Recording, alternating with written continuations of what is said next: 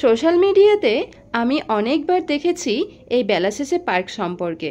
অনেকে অনেক রকম পোস্ট করেছে। তো সেটা দেখেই মনে হয়েছিল মালদাতে যদি এইরকম পার্ক হয়ে থাকে তাহলে আমি একদিন অবশ্যই যাব।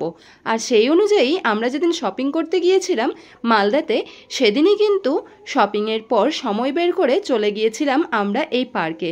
এই যে কাকুটাকে দেখলে, সেই কাকুটা আমাকে দেখে ভাবছিল আমার কাছে যেহেতু টলি ব্যাগ রয়েছে সেহেতু আমার টলি ব্যাগের মধ্যে কোনো কিছু লুকানো আছে না, তো মানে কোনো ক্যামেরা।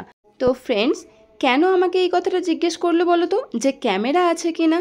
আমার ফোনে তো ক্যামেরা আছে, সেই ক্যামেরাতে তো আমি শ্যুট করছি, তবে ফোনে মানে আমার ব্যাগের মধ্যে কোনো রকম কোনো ক্যামেরা আছে কি না এটা জানতে চাওয়াতে আমার মনের মধ্যে একটু প্রশ্ন জাগলো।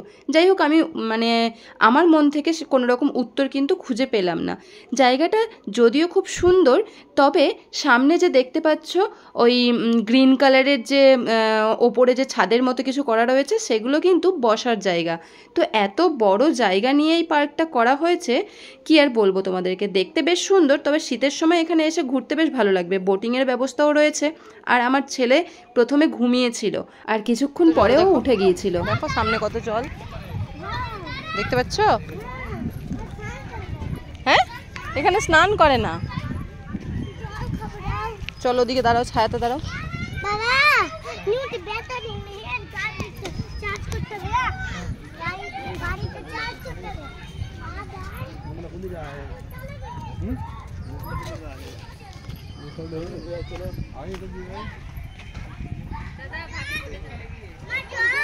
এসো দিচ্ছি। পার্কের অনেক কাজ এখনও বাকি রয়েছে। দেখতে সুন্দর লাগলেও আমার খুব একটা ভালো লাগলো না, এই কারণেই জানি না এই জায়গাটা সেফ হবে কি না। চারি সাইডে শুধু সবুজই সবুজ, ওপরে ফাঁকা আকাশ, আর তার মাঝখানে সেই পার্কটা। একটুখানি দূরে গ্রাম রয়েছে। অনেকেই এখানে ঘুরতে আসছে, তবে কি বলতো, এখানে টিকিট কেটে ঢুকতে হচ্ছে, 30 টাকা টিকিট কেটে। 3টে থেকে রাত 8টা পর্যন্ত খোলা। যাতায়াত ব্যবস্থাও খুব একটা ভালো না। অন্য কোনো সময় অন্য কোনো ভিডিওতে আমি যদি পারি তাহলে আমি তোমাদেরকে বলবো। অন্যদের পোস্ট দেখে যেতে যদিও ইচ্ছে হয়েছিল, কিন্তু গিয়ে আমার সত্যিই খুব খারাপ লাগলো। যাই হোক, আজকের মতো টাটা। ভালো লাগলে লাইক, কমেন্ট, শেয়ার করে দিও, আর সকলে সকলের পাশে থেকো।